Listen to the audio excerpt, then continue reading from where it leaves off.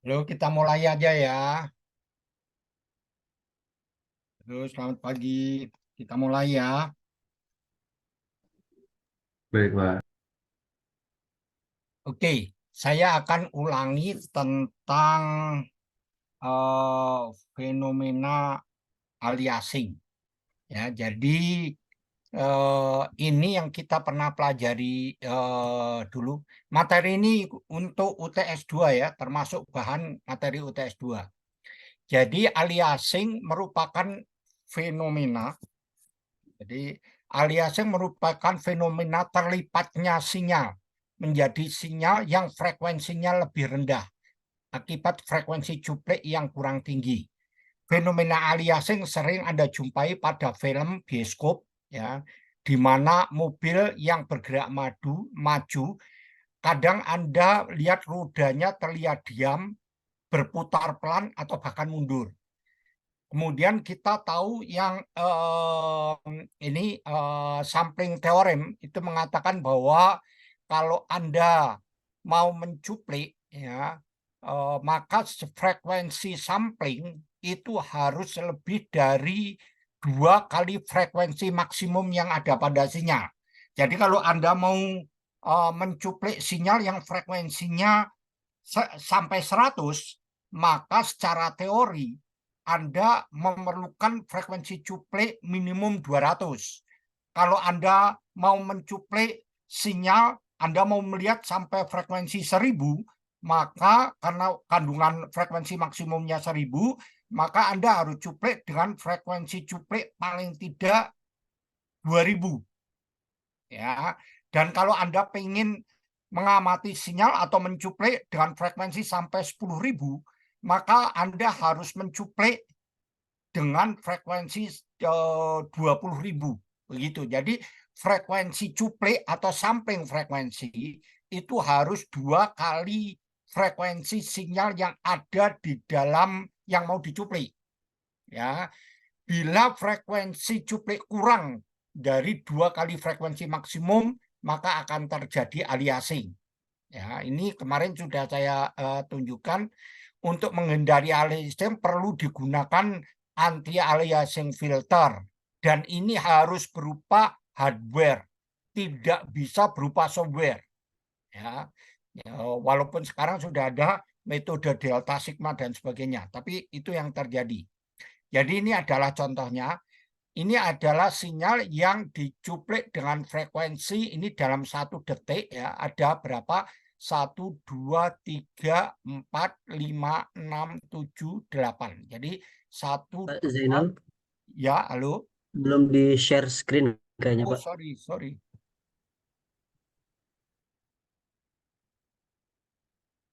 Benar. Jadi saya harus masuk ke Zoom, lalu share screen.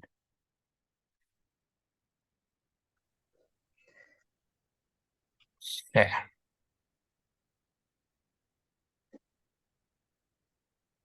Oh Ya. iya,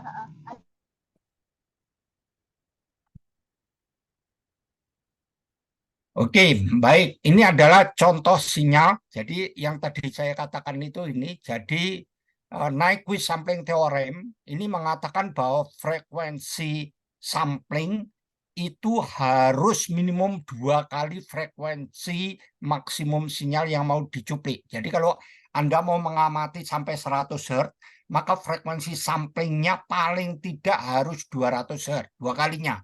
Itu teoritis tuh. Kita belum memperhatikan tentang karakteristik filter. Kalau Anda mau sampling sampai 1000 Hz, jadi Anda ingin mengamati sinyal yang benar itu sampai 1000, maka Anda harus cuplik paling tidak 2000 Hz. Ya. Dan kalau Anda mau mengamati sinyal sampai 10.000 Hz, maka Anda harus cuplik dengan frekuensi cuplik paling tidak 20.000 Hz. Jadi 2 kalinya. Kalau itu tidak Anda penuhi, maka akan terjadi aliasing. Ya, yang pertama contohnya yang ini, yaitu ini ada sinyal yang frekuensinya 1 Hz, karena dalam 1 detik ada 1 periode. Jadi ini sinyalnya periodenya 1 Hz, kemudian Anda cuplik dengan frekuensi cuplek berapa ini? 1, 2, 3, 4, 5, 6, 7, 8. Jadi 8 ini nggak ikut ya, hati-hati. Mahasiswa banyak yang salah. Karena yang ini kalau Anda hitung jadi 11. Itu salah, karena ini nanti untuk sampel berikutnya. Ini jadi 1, 2, 3, 4, 5, 6, 7, 8. Ini ikut sampel yang berikutnya. Kira-kira begitu. Nah, ini itu jadi dalam 1 detik ada 8 sampel atau periode sampelnya 1/8. Jadi frekuensi cupleknya adalah 8 Hz. Ya, dengan frekuensi cuplek 8 Hz, setengah frekuensi cuplek kan 4 Hz. Maka sinyal yang bisa diperoleh tanpa terjadi aliasing adalah sinyal 4 Hz, kurang dari 4 Hz. 4 Hz nggak bisa.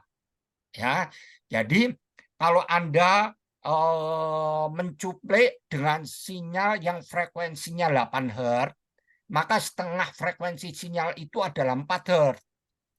Nah, berarti sinyal yang Anda cuplek itu maksimum adalah frekuensi 4 Hz, kurang dari 4 Hz. Kalau 4 Hz sudah terjadi aliasing. Nah, ini Anda contoh, kalau sinyalnya ini coba lihat dalam 1 detik berapa ini sinyalnya. 1, 2, 3, 4, 5, 6, 7. Frekuensinya 7, frekuensi sinyal. Frekuensi sinyal 7, frekuensi cupleknya 8. Nggak bisa. Anda akan ketipu, sinyalnya jadi seperti ini. Ya, jadi sinyalnya seperti itu. Nah, untuk melihat itu, saya akan tunjukkan yang ini, ya. Sebentar, saya share-nya, coba saya screen share. Nah, ini saya frekuensi cupleknya ini 10 Hz, periode cupleknya 0,1 detik. Jadi tiap 0,1 detik ambil, 0,1 detik ambil, 0,1 detik ambil, 0,1 detik ambil.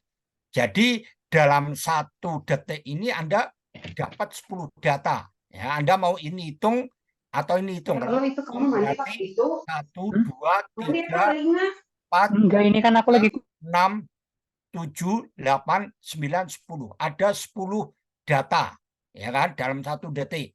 Sinyal 1 Hz dicuplek dengan frekuensi 10 Hz. Enggak, frekuensi cupleknya adalah 10. Jadi setengah frekuensi cuplek adalah 5. Jadi sinyal 1 Hz tidak akan mengalami masalah. Dicuplek, ini hasilnya. Ini, kalau Anda mau ini ya boleh. Ini, 1, 2, 3, 4, 5, 6, 7, 8, 9, 10. Ini cuplek berikutnya. Jadi ini tidak bermasalah. Sekarang apa yang terjadi kalau kita naikkan? Kalau sinyalnya ini tadi ya, ingat ya, frekuensi cupleknya tetap 10, tapi frekuensi sinyalnya kita naikkan. Ya, kalau frekuensi sinyalnya kita naikkan, maka apa yang terjadi? Anda lihat di sini, ini frekuensi sinyal 3 Hz. Ya, karena dalam 1 detik 3 kali. 1, 2, 3. 3. Ya, frekuensi cuplek 10. Berarti sinyal maksimum yang bisa dicuplek itu harus kurang dari 5. Ya, kalau dia 5 atau lebih di atasnya akan terjadi aliasing. Nah, ini Anda lihat bahwa sinyal seperti ini kalau Anda cuplek, ya, ini akan sinyal 3 Hz nggak ada masalah. Tapi ini sinyal yang ini dulu. Ini sinyal yang 11 Hz. Ya, sinyal 11 Hz itu, ya, ini kalau Anda hitung ada 11. Jadi ini 1, 2, 3, 4, 5, 6, 7, 8, 9, 10, 11. Dalam 1 detik ada 11. 11 kali sinyal. Jadi frekuensinya 11 dicuplek dengan frekuensi 10. Nah, kalau Anda lihat, Anda akan lihat ini. Data pertama ini, data kedua ini, data ketiga ini, data keempat ini, data kelima ini, data ke-6 ini, data ke-7 ini, data ke-8 ini, data ke-9 ini, data ke-10 ini, ya, maka sinyalnya seolah-olah sinyal 1 Hz seperti ini. Jadi sinyal 11 Hz Anda nggak akan bisa lihat sebagai sinyal 11 Hz, tapi akan lihat sebagai sinyal 1 Hz. Ya. Sebaliknya sinyal 9 Hz, ini sinyal 9, ya, kalau Anda hitung 9 kali dalam 1 detik, 1 kali, 1 periode, 2 periode, 3 periode, 4 periode, 5 periode, 6 periode, 7 periode, 8 periode, 9 periode. Jadi sinyal 9 Hz dicuplik dengan sinyal 10 Hz. Ya, frekuensi maksimum sinyal yang bisa diamati harus kurang dari 5. Kalau lebih dari 5 bermasalah. Nah, kalau ini Anda lihat ya, data pertama ini, data kedua ini, data ketiga ini, data keempat ini, ya. Jadi ini data pertama, data kedua, data ketiga, data keempat, data kelima, data keenam, data ketujuh, data ke-8, data ke-9, data ke-10. Ya, ini sampel berikutnya. Jadi seolah-olah sinyalnya seperti ini.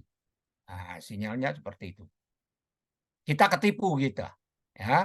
Nah, sekarang kalau sinyal 1 ditambah dengan sinyal 11. Ya. Ini sinyal 1 ditambah sinyal 11. Ya. Sinyal 1 ditambah sinyal, ini tambah sinyal 9. Tambah sinyal 11 itu ini. Ya. Sinyal 1 tambah sinyal 11. Bentar ya, ini dia mau apa? Ya. Sinyal 1 tambah sinyal 11 datanya ini, ini, ini, ini, ini, ini,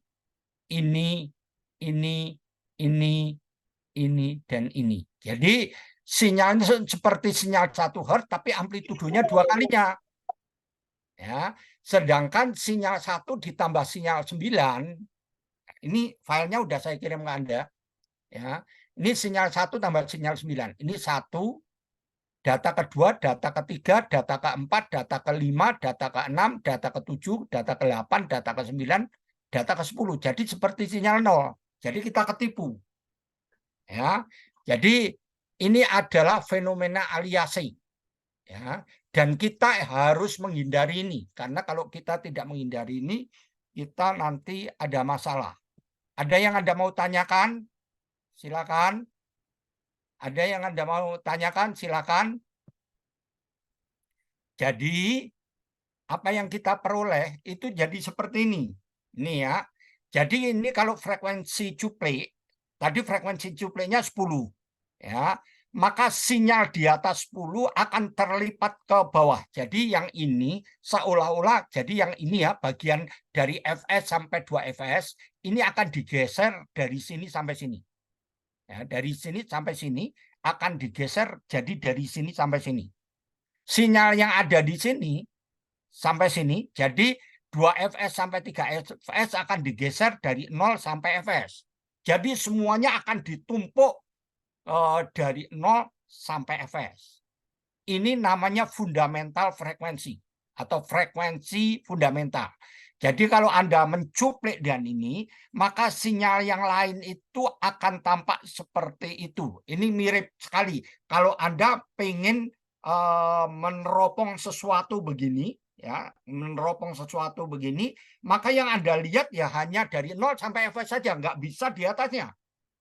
Ya, yang di atasnya itu mungkin karena efek lensa dan sebagainya bisa, tapi seolah-olah muncul. Tapi itu gambar palsu, bukan gambar sebenarnya.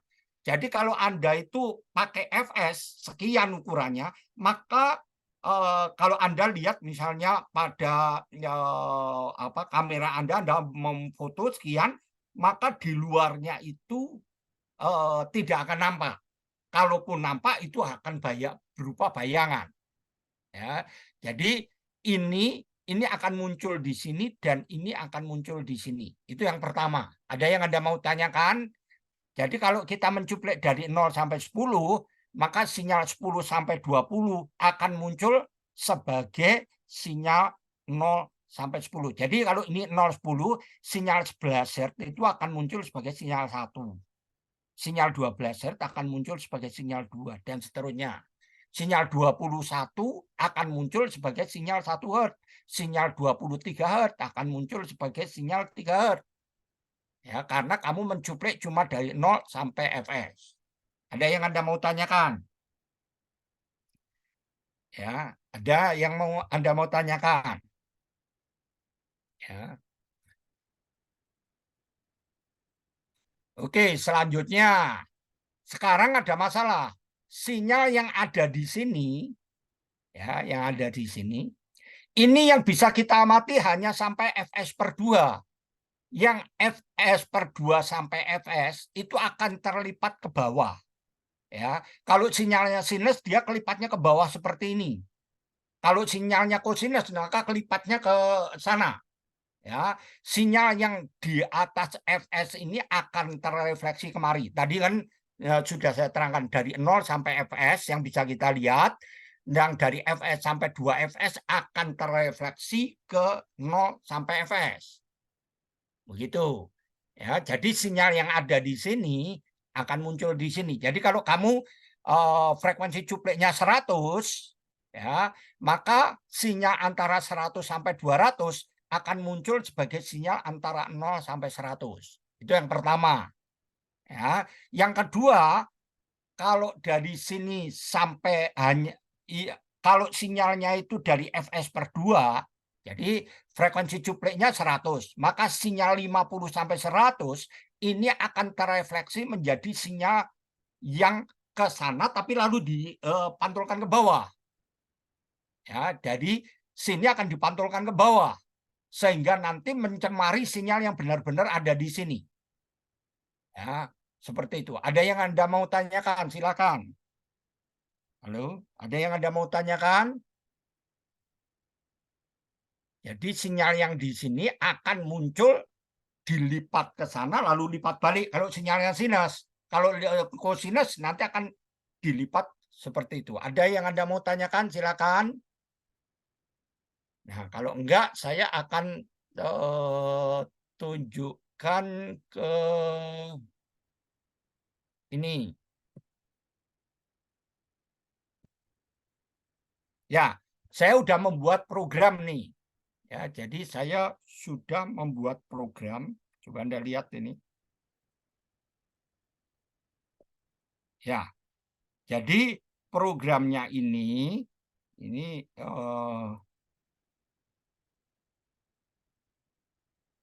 ya ini harusnya frekuensi cuplik saya terjemahkan ya, sampling itu jadi cuplik.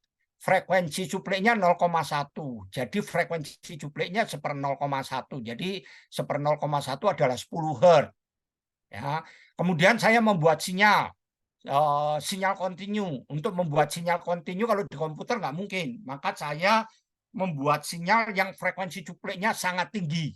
Jadi ini sinyal kontinu. Ya, frekuensi cupleknya 0, waktu cupleknya 0,001. Berarti saya akan membuat sinyal untuk sinyal kontinu dari 0 kenaikannya 0,001 ya sampai 2 detik ya.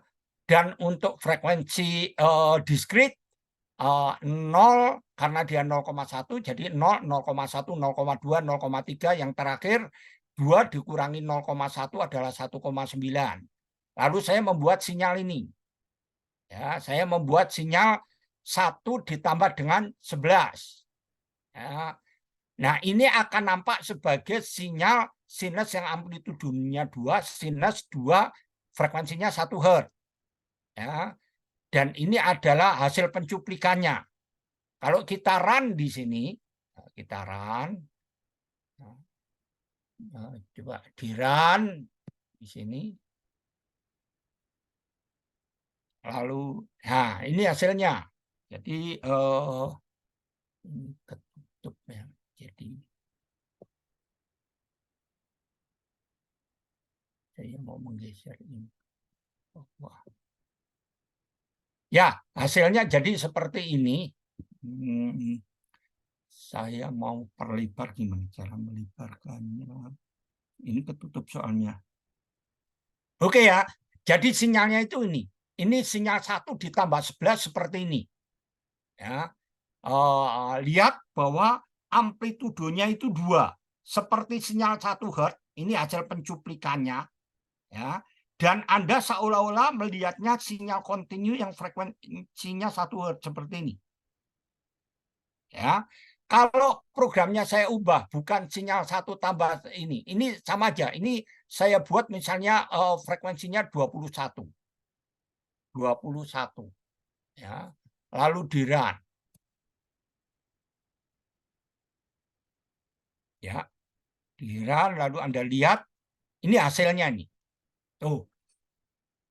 Jadi yang sinyal yang 21 Hz akan terlipat jadi 1 Hz. Sehingga Anda ketipu nih. Ini Anda ketipu. Ya. Sinyal coba kita ubah sinyal 31 Hz. Jadi ini bukan 21 tapi ini diubah jadi 31 Hz. Ya. Sekarang di run. Coba kita lihat hasilnya. Ini sinyal 1 Hz tambah 31. Yang 31 akan terlipat menjadi sinyal 1. Dan hasil pencuplikan Anda yang Anda peroleh seperti sinyal 1 Hz. Ya, tapi amplitudonya bertambah, bukan 1, tapi amplitudonya jadi 2. Ya.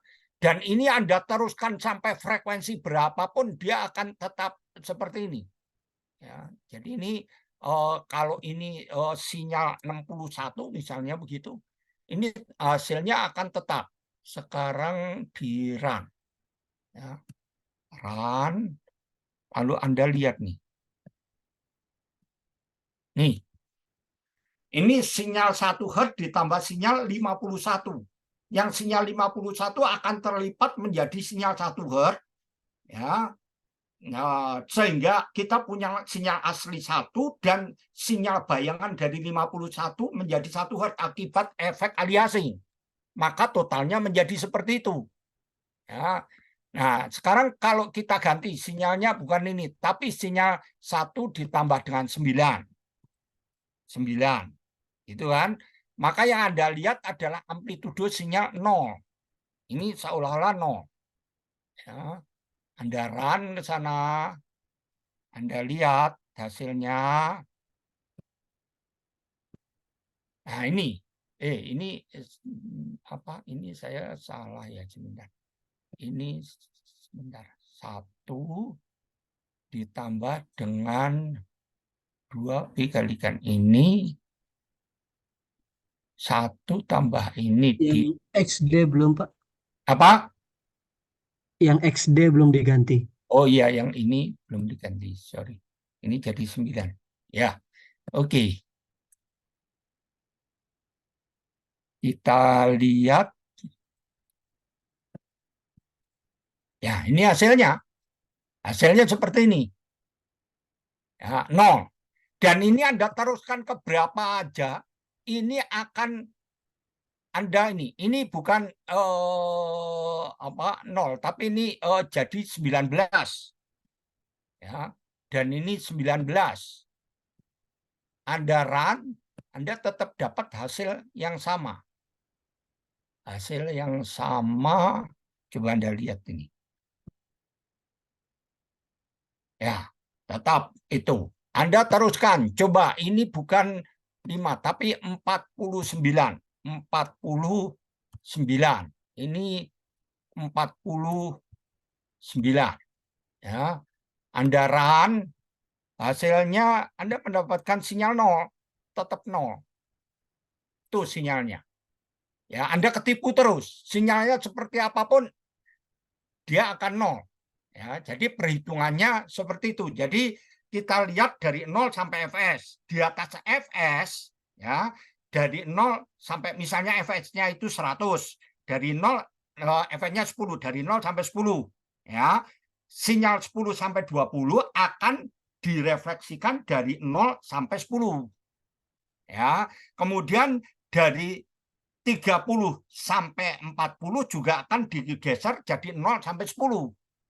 Itu yang pertama yang Anda lihat. Yang kedua, antara Fs per 2 sampai Fs akan direfleksikan tapi lalu dibalik. Itu kalau sinyalnya sinus. Kalau sinyalnya kosinus tidak perlu dibalik, cuma pantulkan aja. Ini saya ganti ya. Ini kita kembali ke 9. Ini ke 9 ya. Dan ini ke 9. Ke 9. Ya, 9. Seperti ini. Ini kalau sinus hasilnya 0, ya kan? Kalau sinus hasilnya adalah 0. Ini hasilnya 0. Gimana kalau kita ubah kosinus?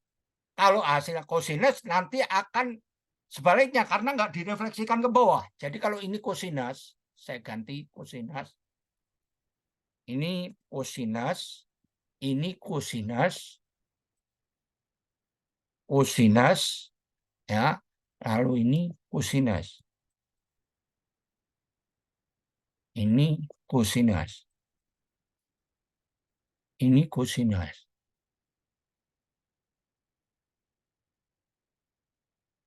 Ya. Oh, sorry. Ini bukan 0. Ini jadi 2. Kalau kosinus. Kita lihat kalau kosinus. Ini hasilnya. Nah, itu. Ya. Jadi kalau kosinus antara Fs sampai Fs per 2 sampai Fs direfleksikan tapi nggak dibalik ke bawah. Sehingga kita ketipu tapi naik jadinya.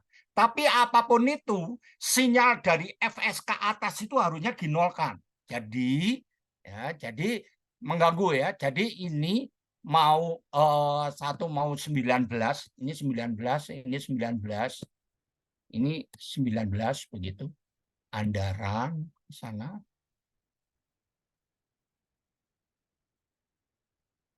Ini hasilnya. Ya, ini mau 49. Ini 49, ini 49, ini 49 andaran hasilnya tetap saja. Jadi 49 nih hasilnya. Ya, jadi itu adalah fenomena aliasing. Jadi sekarang gimana ide kita? Jadi sinyal yang ada di atas Fs per 2 itu mengganggu. Ya, jadi kalau kita pengen mengamati, ya, maka yang kita harus hilangkan adalah sinyal dari Fs per 2 di atasnya itu kita harus nolkan semua. Kalau bisa gitu. Ya, ini yang tadi. Jadi anti-aliasing filter adalah low pass filter berorde tinggi. Ordenya 8, 16 atau 32. Ya, begitu. Kenapa perlu orde tinggi? Karena sinyal pengganggu. Jadi kalau Anda filter, coba Anda punya sinyal sampai 100 Hz, ya. Kemudian ada sinyal 200 Hz. Ya, maka kalau orde 2, maka sinyal yang 100 Hz itu, ya, itu masih sudah mengecil tapi belum cukup kecil. Ya, ini contoh hardware anti-aliasing filter. Jadi aliasing filter itu harus berupa hardware, tidak bisa berupa software. Ya, begitu. Nah, ini adalah idenya. Jadi kita filter, ya, dan kita pilih filternya ini di bawah dengan Fs per 2, frekuensi sampling per 2. Ya, jadi kalau kamu pengen mengamati sinyal seperti ini, ya, maka kamu pilih FCU itu sampai sinyal yang kamu mau amati. Tapi hati-hati loh, ini filter ideal seperti ini. Ya, jadi sinyal yang mau difilter itu yang paling atas. Ya, ada. Jadi sinyal yang kamu mau ukur itu ada di seluruh frekuensi. Dari frekuensi 0 sampai frekuensi tabring. Nggak ada sinyalnya. Jadi frekuensi 0 sampai frekuensi tak bernilai ada. Lalu kamu tertarik untuk melihat sinyal yang frekuensinya 0 sampai frekuensi 100, begitu, maka kamu filter dulu supaya di atasnya 100 itu kalau bisa 0. Kalau ada filter ideal, maka saya akan memilih seperti ini. Sehingga ini kan berarti filter ideal itu di bawah FCU dikalikan 1, di atas FCU dikalikan 0. Sehingga dari sinyal ini, kalau dikalikan ini, hasilnya seperti ini. Merupakan sebagian dari sinyal itu, ya, sebagian dari sinyal yang ada di sini. Kan seperti itu. Nah, ini dikalikan ini hasilnya ini, kemudian kamu pilih S per 2, kamu pilih Fs, frekuensi sampling, sedemikian sehingga Fs per 2 itu di atasnya frekuensi cut off. Itu ya. Nah, kalau dia di atasnya frekuensi cut off, maka ini akan terlipat, yang di atas sini mau kelipat ke bawah nggak apa-apa karena 0. Itu ya. Nah, itu kalau kita memiliki filter ideal. Sayangnya filter ideal ini nggak ada. Yang ada filter itu seperti ini. Ya, gambarnya itu seperti ini. Karena ini gambar terhadap linier, bukan terhadap terhadap logaritmik. Kalau ini logaritmik, dia miringnya lurus. Kalau orde 1 minus 20 dB, kalau orde 2 minus 40 dB, kalau orde 3 minus 60 dB, kalau orde 4 minus 80 dB. Jadi 20 kalikan orde. Kalau orde 1 minus 20 dB, kalau orde 2 minus 40 dB, kalau orde 3 minus 60 dB, kalau orde 4 minus 80 dB, dan seterusnya. Ya, tapi kalau digambarkan dalam skala linier, ini nanti bentuknya seperti ini. Ya, jadi ini kalau dikalikan ini, hasilnya nanti jadi yang di bawah ini tidak terpengaruh kecil di sini, di sekitar FCU itu terpengaruh kecil. Ya, tapi di atasnya itu akan sinyal yang tadinya besar akan menjadi kecil semacam ini. Kemudian kamu pilih Fn, yaitu kamu pilih Fs, sehingga Fn yaitu Fs per 2, Fn itu frekuensi Nyquist, Fs per 2 itu di atasnya FCU. Ya, kalau kamu filter di sini, maka apa yang terjadi? Kalau kamu filter di sini, maka yang di atasnya ini masih akan terlipat ke bawah di sini. Ini kalau Anda lihat di sini nanti akan ini gambarnya kalau Anda lihat ke atas, saya nggak bisa menggambarkan ke atas. Ini kalau dilihat yang di atas ini nanti ada ini yang terlipat ke bagian ini, tapi lipatannya diharapkan kecil sehingga pengaruhnya di daerah ini kecil, sehingga kalau Anda lihat nanti pengaruhnya nanti jadi seperti ini. Ini terpengaruh sedikit, ya, bisa turun bisa naik, tapi kita nggak mau naik mau turun kita nggak mau karena itu salah, kan begitu. Sehingga apa? Sehingga ini yang kita lakukan. Jadi filter yang akan dicuplik dengan low pass filter dengan frekuensi cut off. Nah, ini kan atur frekuensi sampling itu sehingga magnitude di atas Fs per 2 itu sudah kecil. Bila filter tidak ideal, maka Fs minimal kalau ideal ya, ini FCO-nya itu harus 2 kali ini. Biasanya yang kita pilih itu Fs-nya itu 2,56 kali frekuensi sinyal. Tapi tergantung dari anti-aliasing filternya. Kalau dulu yang kita punya orde 16 itu 2,56. Ya, itu orde 8 kalau nggak salah. Orde 8 itu 2,56. Kalau sekarang itu orde 16 itu frekuensi cupliknya itu 2,1 kali frekuensi maksimal. Artinya apa? Artinya kalau kamu pengen mengamati sampai 100, maka dia kalau ini 2,56 ya. Kalau kamu mau pengen sampai 100, maka kamu mencupliknya frekuensi cupliknya 2,256 Hz. Begitu. Ya, itu kalau pakai yang order 8 kalau nggak salah begitu. Kalau pakai yang order 16 maka cukup 2,1 kali. Jadi frekuensi sinyalnya kalau Anda mau mengamati sampai 100 Hz maka frekuensi sinyalnya itu 210 Hz. Kalau 1000 Hz jadi 2100 Hz kalau yang sekarang. Kalau yang dulu kalau kamu pengen mengamati sampai 1000 ini 2560 Hz. Kira-kira begitu. Itu konsep anti-aliasing filter. Ada yang Anda mau tanyakan silakan. Ada yang Anda mau tanyakan silakan.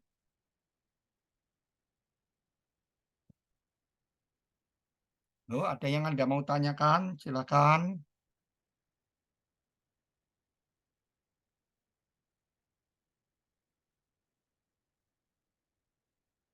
Mungkin saya ini kan sedikit ya. Ini ya. Jadi filter per order 1 itu kalau Anda gambar, sebentar ini view draw, view dulu, view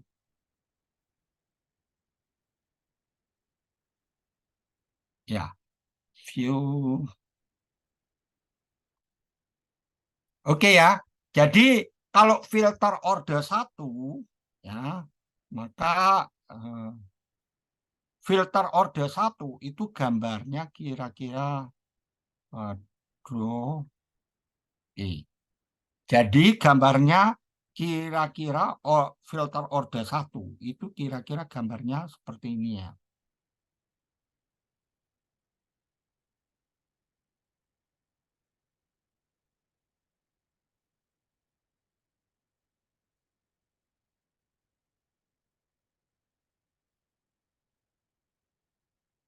Ya, oke, mungkin latihan aja ya. Ini saya kemarin saya coba jalan, sekarang malah nggak jalan. Jadi saya ini share-nya yang ini dulu.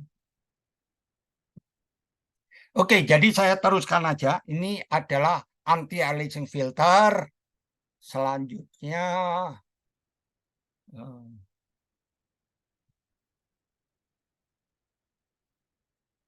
ini kenapa tidak mau jalan ini?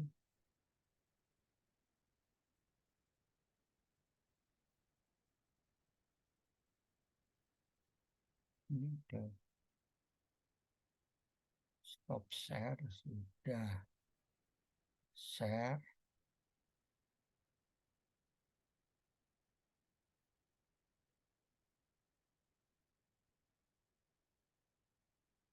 Oke. Jadi cara memilih anti-aliasing filter itu jadi kita memiliki sinyal yang frekuensinya satu dari spektrumnya 1 ya. 0 sampai frekuensi tak berhingga. Kita ingin mengukur misalnya dari 0 sampai 100 dengan kesalahan maksimum 10%. Ya. Low pass filter berorder 2, tentukan FCO dan FS. Jadi FCO-nya nanti kalau kamu mau 100, FCO-nya kira-kira Anda pilih 100. Lalu Anda pilih FS per 2-nya itu magnitude-nya harus 0,1. Jadi 20 log 20 log 0,1 itu sama dengan 20 log dari frekuensi sinyal per frekuensi cutoff. Maka kamu bisa dapat harganya ini. Oke, ini yang PR yang sudah kamu lakukan. Semoga nggak ada yang sulit. Ya. Nah, kemudian saya bahas tentang power amplifier. Ini dulu sudah kita bahas juga, tapi mungkin belum begitu jelas. Ini merupakan sirkuit yang bertugas untuk meningkatkan daya. Ya, jadi 1 volt input pada rangkaian ini akan menghasilkan 1 volt output. Gampangnya gitulah. Jadi kalau dimasukkan 1 volt, keluarnya 1 volt. Dimasukkan 2 volt, keluarnya 2 volt. Masukkan 3 volt, keluarnya 3 volt. Lalu apa bedanya? Bedanya keluaran masukan itu hanya memerlukan arus sampai 10 miliampere. Jadi input impidan dari rangkaian power amplifier itu besar sekali input impidannya. Output impidannya kecil, dia mampu ya walaupun keluarannya sama-sama 1 volt, dia mampu menghasilkan arus sampai 20 atau 40 ampere. Itu. Tapi ingat bahwa biasanya ini tidak G-nya 1 ya, karena gini. Kamu misalnya punya digital to analog converter, keluarannya 0 sampai 5 volt. Ya, sedangkan motor kamu bisa didrive dari 0 sampai 20 volt. Maka nanti power amplifier itu kalau masukannya 0, keluarannya 0. Kalau masuknya 5 volt, keluarannya 20 volt. Gitu, karena harus disesuaikan dengan arus maksimum yang dibutuhkan oleh motor. Ya, tegangan maksimum yang bisa disuplai ke motor. Itu yang pertama. Lalu yang kedua, dia harus mampu mensuplai arus maksimum yang dibutuhkan oleh motor. Kan begitu. Jadi output impidannya harus sekecil mungkin. Jadi input impidan dari power amplifier itu sangat besar dan output impidan dari power amplifier itu sangat kecil. Jadi beda ya. Sinyal amplifier digunakan untuk menguatkan sinyal. 0,1 volt biasanya digunakan dalam pengukuran. Karena keluaran dari sensor itu biasanya kecil, misalnya maksimum cuma 0,1 volt. Padahal ADC kamu sampai 10 volt, maka kamu kalikan 100. Nah, itu adalah sinyal amplifier. Arus dari sinyal amplifier, keluaran dari sinyal amplifier tidak perlu besar karena untuk pengukuran. Ya, paling-paling 10 miliampere. Gitu, ya. Cuma kalau power amplifier keluarannya besar. Jadi beda antara sinyal amplifier dan power amplifier. Kalau sinyal amplifier tujuannya biasanya untuk memperbesar tegangan supaya bisa diukur, supaya resolusi dari sinyal kamu cukup bagus. Itu untuk sinyal amplifier. Kalau untuk power amplifier, dia biasanya yang penting menaikkan daya atau menaikkan arus. Kira-kira gitu. Tegangannya kadang-kadang disesuaikan dari keluaran digital to analog kamu 5 volt, padahal motor kamu bisa didrive sampai 20 volt. Maka kamu membuat power amplifier yang kemampuannya sampai 20 volt dan arusnya sesuai dengan arus yang perlu untuk motor kamu. Ya. Nah, ada 2 alternatif untuk power amplifier, yaitu menggunakan power op-amp dan PWM dan MOSFET.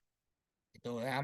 Ini kalau untuk robot biasanya robotik ya, itu sampai MOSFET ya. Kalau kalau untuk mobil listrik kamu perlu lagi yang IGBT.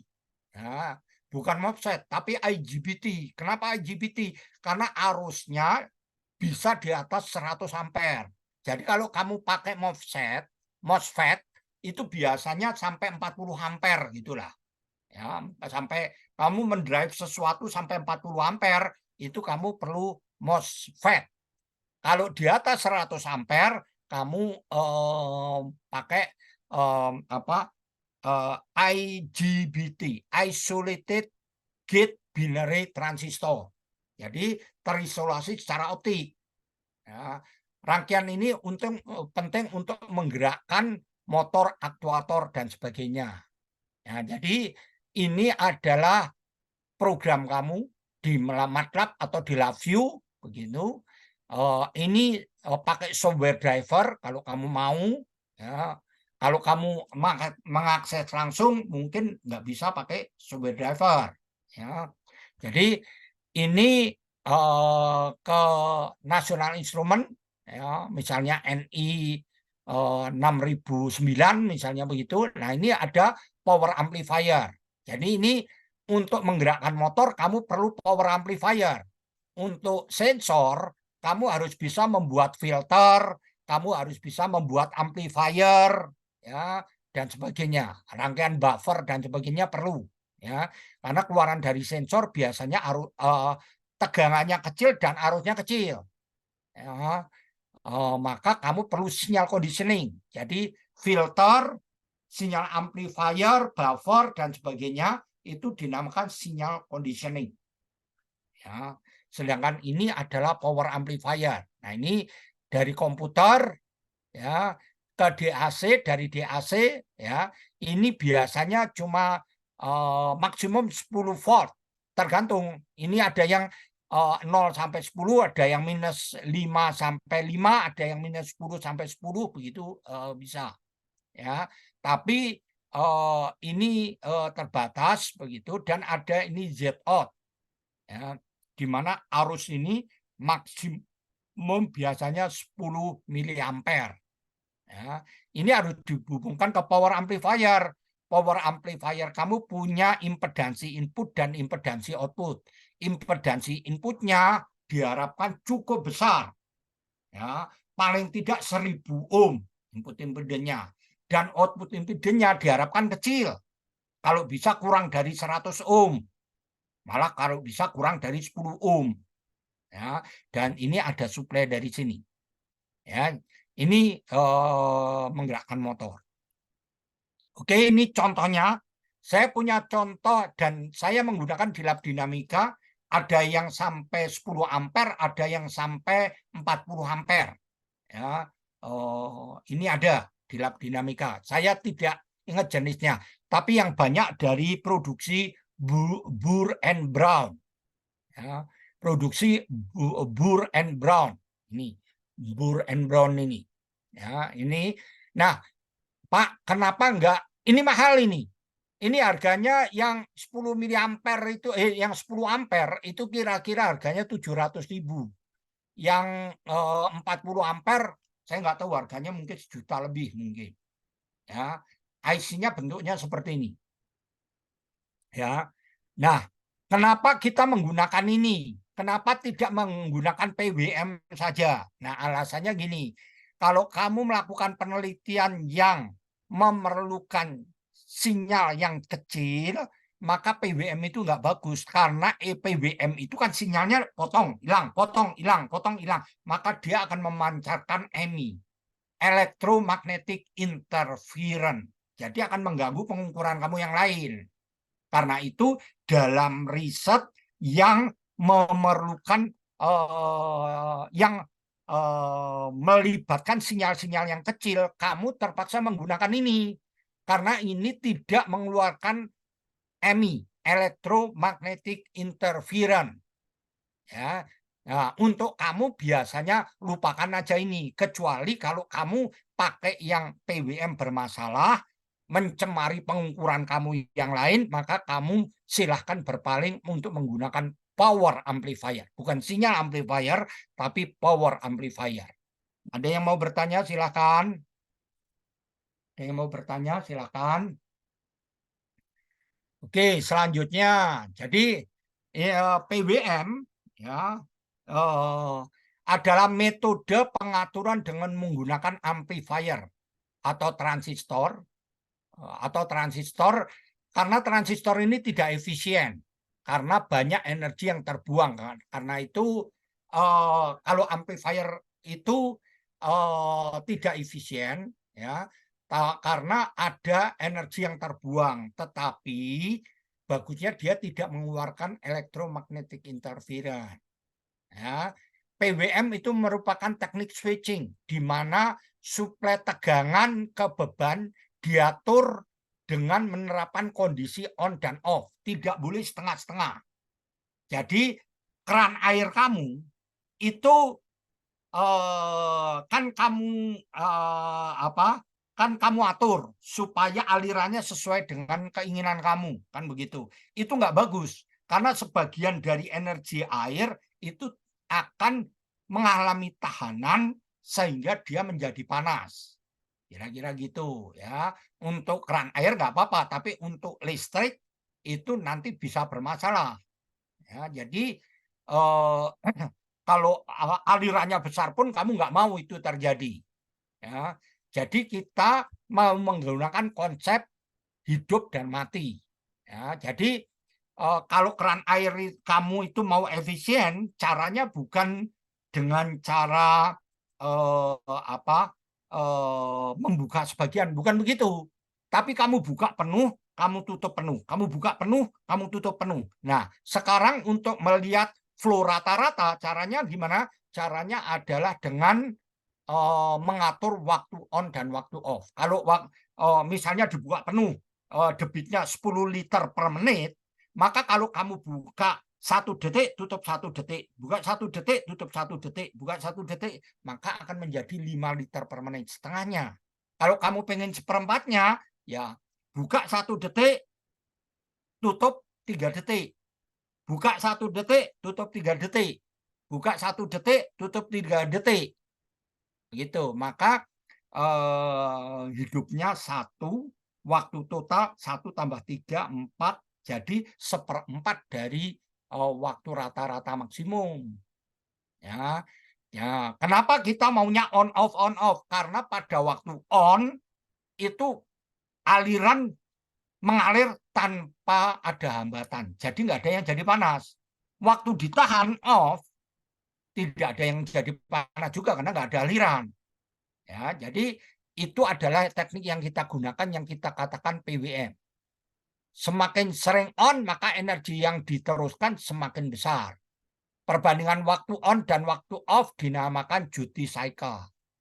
Nah, ini kan, ini on off, on off, on off. Periodenya itu tetap. Untuk elektronik ini kira-kira 20.000 Hz. Jadi 20 periodenya. Jadi waktu dari sini kemari itu adalah 1/2000 detik. Ya, jadi ininya bisa kamu atur-atur. Jadi misalnya 2 mikrodetik on, 2 mikrodetik off, 2 mikrodetik on, 2 mikrodetik off, maka tegangan rata-ratanya adalah setengah. Kira-kira begitu. Kalau ini 3 mikrodetik on, 1 mikrodetik off, 3 mikrodetik on, 1 mikrodetik off, maka duty cycle-nya adalah waktu on ini adalah 3 mikrodetik dibagi dengan waktu off ini adalah waktu total adalah 4. 3/4 kalikan 100%, 75%. Ini adalah duty cycle. Ya, kalau mau lihat tegangan rata-ratanya berapa? Lihat ini tegangan yang maksimum ini berapa? Kalau ini misalnya 20 volt, ya, maka 20 kalikan 75% adalah 15 volt. Ya, kalau duty cycle-nya ini 50%, maka kalau waktu ini adalah 20 volt, maka dia rata-ratanya cuma 10 volt. Kira-kira gitu ya. Nah, ini adalah cara mengontrol. Nah, kemudian PWM itu yang dari Arduino waktu on off itu digunakan untuk men-trigger transistor. Ya, dan kamu harus yakinkan dia beroperasi dalam kondisi saturasi. Karena kamu tidak ingin mengontrol arus yang mengalir dari sini kemari berdasarkan arus dari sini kemari. Ingat ya, transistor itu ada 3 kondisi. Kondisi yang pertama adalah kondisi off. Kalau tidak dialiri arus sama sekali, artinya tegangan di sini 0, arus yang mengalir dari base ke emitter 0. Kalau 0 tidak bisa mengalir dari sini kemari. Itu. Yang kedua adalah sebagai penguat arus, yaitu kalau arus di sini kecil, maka arus yang mengalir dari sini kemari adalah beta kali arus yang mengalir dari sini kemari. Kalau betanya 100, berarti kalau mengalir kemari 1 miliampere, yang mengalir kemari 100 miliampere. Kalau yang mengalir kemari 2 miliampere, ini 200 miliampere. Nah, cara itu kita nggak mau pakai. Ya, kita cuma memakai cara on dan off supaya dia bisa terhubung langsung. Dia sebagai switch, di mana kita harus kirim dia arus yang lebih besar dari arus saturasi. Kalau dia Anda mengirim arus lebih besar dari arus saturasi, maka ini dan ini terhubung. Jadi dia bertindak sebagai switch. On off, on off, on off begitu. Tidak dikirimi arus off, waktu dikirimi arus yang lebih besar dari arus saturasi, dia on. On artinya ini terhubung kemari, maka arus mengalir dari sini kemari. Ya. Jadi arus akan mengalir dari sini kemari. Nah, sekarang karena yang kita kirimi itu adalah motor, dalam motor itu ada kumparan. Kumparan itu masalahnya ketika dia diputus dari on ke off, ya, maka tegangan di sini itu bisa lebih tinggi dari tegangan di sini. Kalau tegangan di sini bisa lebih tinggi, ini 9 volt. Waktu di waktu tegangan itu waktu dia off, maka sesaat tegangan di sini bisa lebih tinggi dari di sini. Kalau tegangan di sini misalnya 6 volt lebih tinggi dari di sini, maka kamu memerlukan flywheel diode. Ini dihubungkan kemari. Jadi tidak bisa lebih tinggi dari di sini. Jadi arusnya nanti dialirkan kemari, muter kemari. Nah, kira-kira gini. Ini menggunakan flywheel diode namanya, ya. Jadi dioda roda gila. Ya. Ini cara lain kalau dia tidak ada ini tegangannya kecil, maka arus mengalir kemari. Kalau arus mengalir kemari, jadi kalau ini 0 volt, dia malah on. Karena kalau 0 volt, maka ada arus yang bisa bocor kemari, maka arus besar mengalir dari sini kemari. Kalau dia 5 volt, maka arus yang mengalir kemari kecil, tidak cukup untuk membuka dia. Kira-kira gitu ya. Kalau kamu pengen yakin ya ini 0 dan 12 volt. Kalau kamu mau begitu ya. Tapi ini 0 dan 5 volt. Kalau dia high, dia nggak bisa mengalir kemari, nggak bisa. Atau terlalu kecil arus yang mengalir kemari. Karena terlalu kecil maka tidak terhubung. Nah, ini ada flywheel diode. Kira-kira seperti itu ya. Jadi itu mirip dengan rangkaian yang di kanannya. Rangkaian di kanannya itu kalau Anda lihat di sini ya, ini switch. Jadi transistor ini bertindak sebagai switch. Ya, kalau dihubungkan maka arus mengalir dari atas ke bawah. Kalau dimatikan maka arus akan tidak akan hidup dari atas ke bawah. Ya. Untuk mencegah tegangan ini lebih besar dari tegangan ini, maka kamu pakai flywheel diode. Oke. Ada yang Anda mau tanyakan, silakan. Cara yang lain adalah ini namanya snubber diode. Karena pada waktu ini diputus, tegangan ini bisa lebih tinggi dari ini. Ya. Kalau tegangan ini terlalu tinggi dibandingkan ini kan ada batas maksimumnya. Ya. Atau ini lebih kecil dari ini, maka transistor rusak. Untuk menjaga supaya transistor tidak rusak, maka sudah dipasang snubber diode. Dan pada untuk keperluan power amplifier, maka transistor yang dilengkapi dengan snubber diode itu sudah disediakan dalam bentuk paketan. Jadi kamu tidak perlu beli transistor, lalu beli dioda, lalu disambung, nggak perlu. Kamu beli transistornya itu sudah mengandung snubber diode di dalamnya. Ada yang Anda mau tanyakan, silakan. Loh, ada yang Anda mau tanyakan, silakan. Pak gimana dok? Ya, Saya masih bingung bedanya. Berarti bedanya snubber sama yang flywheel itu cuma tempatnya beda. ya. Kalau ini namanya flywheel diode. Jadi kalau ini tegangannya lebih tinggi dari di sini, nanti di short, ya kan? Kalau dioda ini lebih tinggi dari ini kan nge-short. Jadi nanti kalau ini Anda bayangkan 9 volt. Karena induksi ini menjadi katakan 50 volt. Maka nanti tegangan di sini menjadi 9 tambah 50 volt adalah 59 volt. Ininya rusak karena terlalu tinggi. Ya, maka sama dia di short.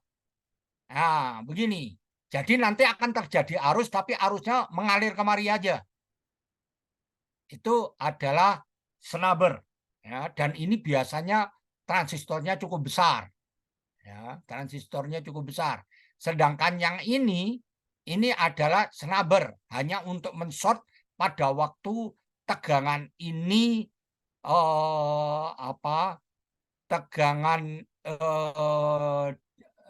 tegangan di sini itu, jadi ini bisa negatif nanti. Pada waktu diputus tegangan ini negatif. Ketika negatif, maka tegangan di sini lebih negatif tegangan dari tegangan ini, rusak dia. Ya, karena pada transistor tidak diharapkan emiternya tegangannya lebih rendah daripada kolektornya tegangannya lebih rendah dari emitter. Ya, jadi seperti itu. Ini ditambah snubber. Dan ini biasanya kadang-kadang saya lihat sudah tersedia dalam bentuk paket. Jadi kamu tidak membelinya itu ya sudah ya ini tidak akan rusak kalau dihubungkan dengan kumparan. Ada lagi yang kamu tanyakan, Bilal?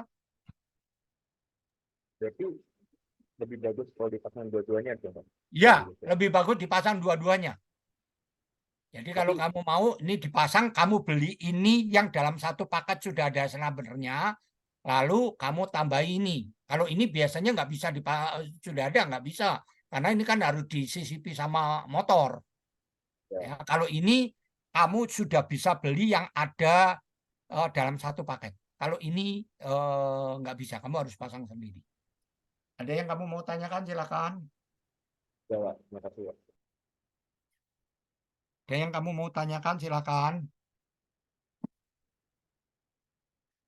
Oke, kemudian ini adalah cara mengontrol dengan H-bridge. Ya.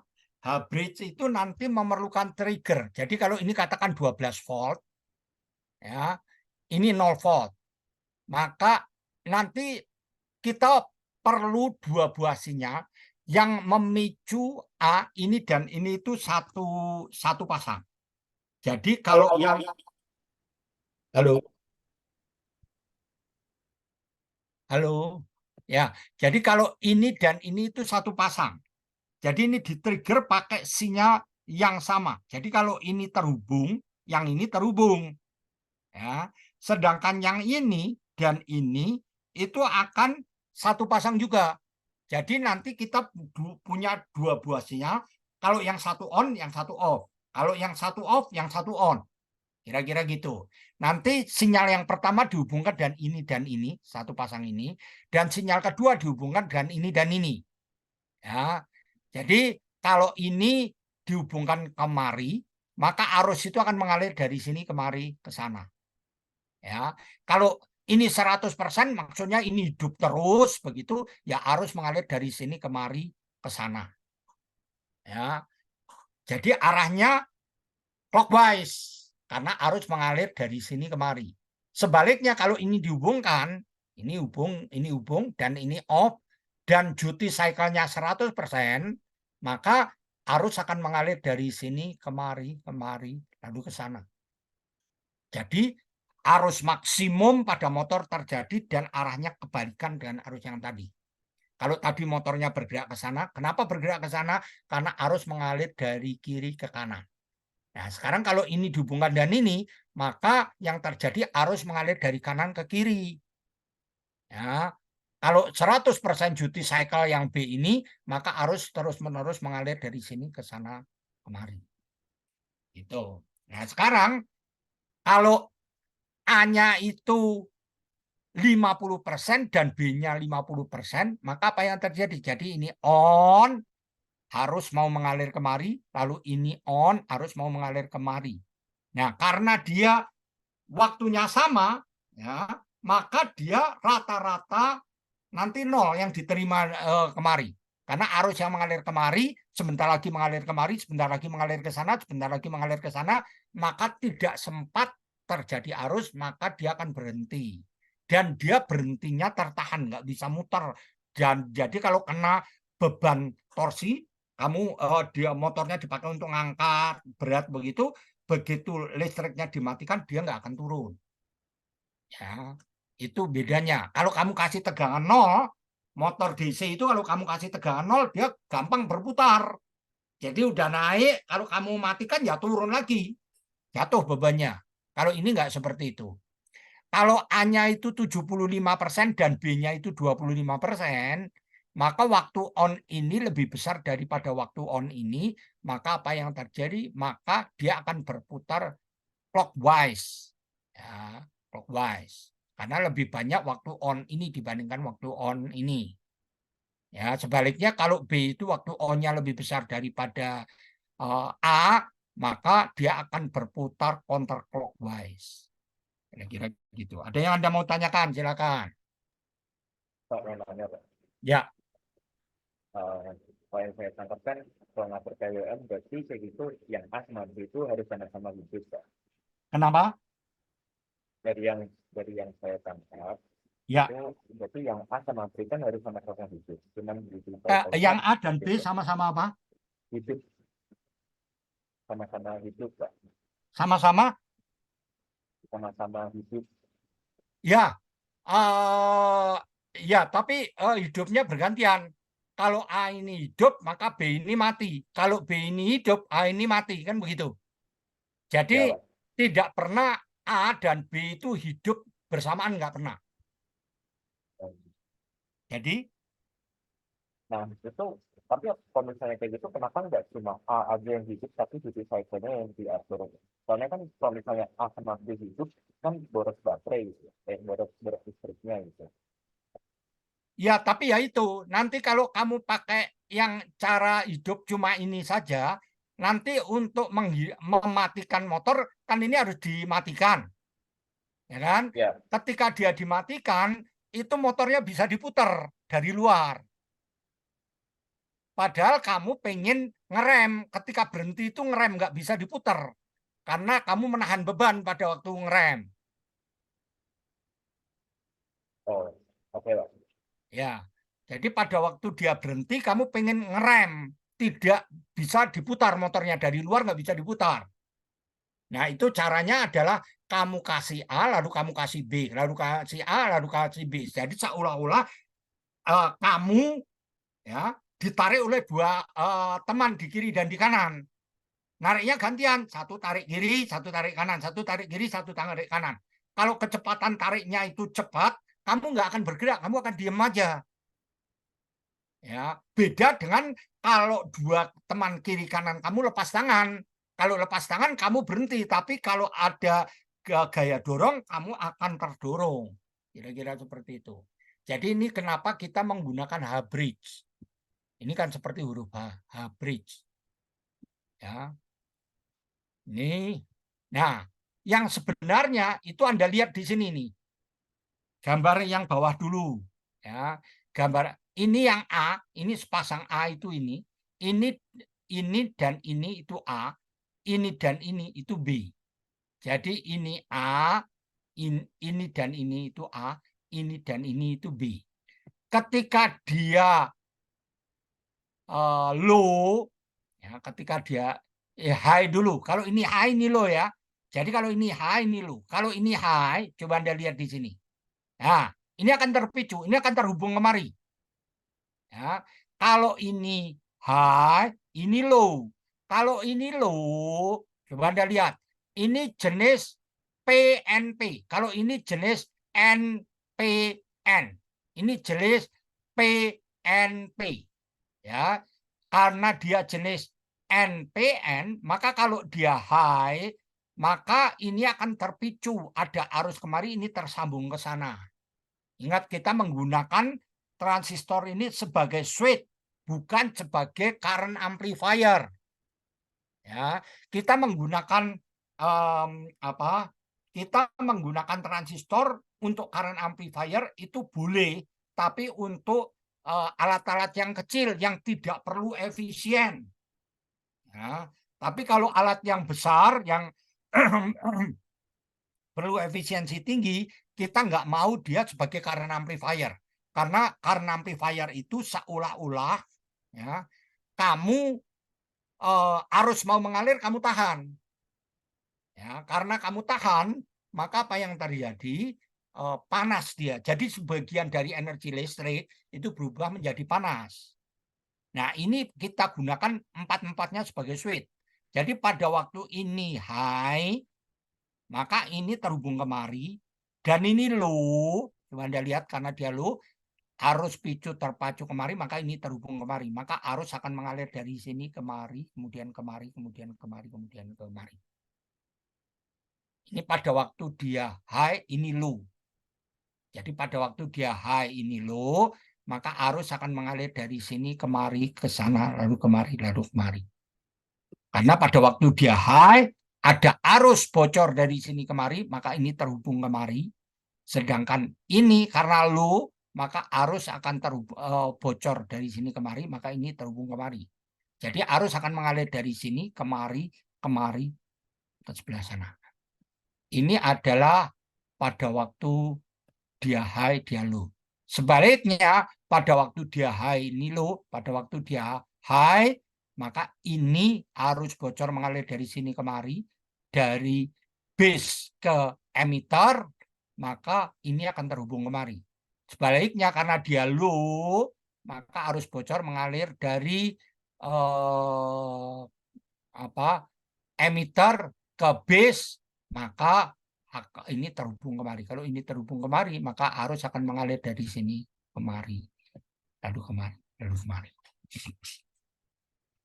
Ada yang Anda mau tanya, silahkan. Dan ini seperti ini ya, ini namanya H-bridge yang tadi. Kalau tadi itu gambar skemanya secara mekanik, kalau ini gambar elektriknya. Nah, yang lebih benar gambarnya ini yang pernah saya buat dulu waktu saya master, yaitu ini. Ya, jadi ini kalau high, coba Anda lihat ya, ini pakai MOSFET. MOSFET ini berpasangan dan ini, dan MOSFET ini berpasangan dan ini. Ya, jadi ini kalau dia high, coba akan memicu ini terhubung kemari. Ya. Kalau ini terhubung kemari, maka nanti ini akan terhubung kemari. Ya. Sedangkan pada waktu ini high, ini low. Kalau dia itu low, coba Anda lihat ya, ini low. Nah, maka ini akan terpicu. Kalau ini terpicu kemari, ya, ini terpicu, arus bocor mengalir kemari, ini terhubung kemari. Kalau ini terhubung kemari, maka akan memicu bagian ini terhubung kemari. Jadi nanti arus mengalir dari sini kemari, kemudian kemari, kemudian kemari. Ya, pada waktu ini high, ini low. Jadi mirip dengan ini, tapi ini jadi Anda tahu ini kan kita berhubungan dengan arus 40 ampere. 40 ampere ini kita nggak mau dekat-dekat. Jadi arus pemicu ini kan kira-kira cuma 10 miliampere. Maka kita gunakan switch lagi. Ya, jadi saya menyuruh orang, menyuruh mandor, dan mandornya menyuruh kuli, kan begitu kan ceritanya. Jadi saya menyuruh mandor untuk membangun rumah saya, mandornya menyuruh kuli, kulinya yang mengerjakan. Ya, yang paling kuat tenaganya adalah kuli. Kulinya disuruh oleh mandor. Mandornya saya suruh, tapi saya nggak pengen tenaga kuli itu berkaitan dengan saya langsung. Kira-kira begitu. Jadi ini adalah rangkaian pulse width modulation yang sebenarnya. Ada yang Anda mau tanyakan, silakan. Nah, ini tadi snubber circuit, ya, snubber circuit seperti itu. Ada yang Anda mau tanyakan, silakan. Ya, ini cara kerjanya. Ini tadi yang duty cycle, masih ingat ya? Kalau ini rata-ratanya ini duty cycle-nya ini. Jadi kalau mau mencari tegangan rata-rata, ini dari plus 5 dan minus 5. Karena kadang-kadang suplainya itu bukan dari 0, bukan dari 12 ke 0, tapi dari 15 ke minus 15. Nah, kalau 15 ke minus 15, maka Anda lihat ini. Ya, ini minus 15, ini 15. Maka cara mencari tegangan rata-ratanya berapa? Jadi ini kan 75%. 75% kalikan 15 dikurangi minus 15 kan 30. Nah, ini adalah 22,5. ditambah dengan minus 15. Jadi 22,5 ditambah minus 15 adalah 7,5. Ini plus, berarti dia berputar searah jarum jam. Kira-kira gitu ya. Kalau ini 50%, 50 kalikan 30 adalah 15, minus 15 tambah 15, 0. Motor diam. Kalau begini, duty cycle 25%, maka 25% atau 0,25 kalikan 15 dikurangi minus 15 adalah 30, 7,5, 17,5 ditambah minus 15 adalah minus 7,5, berarti motor berputar tapi arahnya kebalikannya. Ada yang Anda mau tanyakan, silakan. Ada yang Anda mau tanyakan, silakan.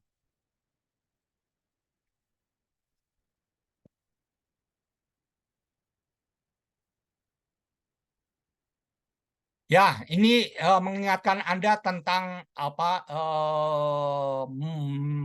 MOSFET, metal oxide semiconductor field effect transistor. Ya, MOSFET itu beda dengan transistor. Kalau transistor itu adalah current control device, artinya alat yang dipicu dengan arus.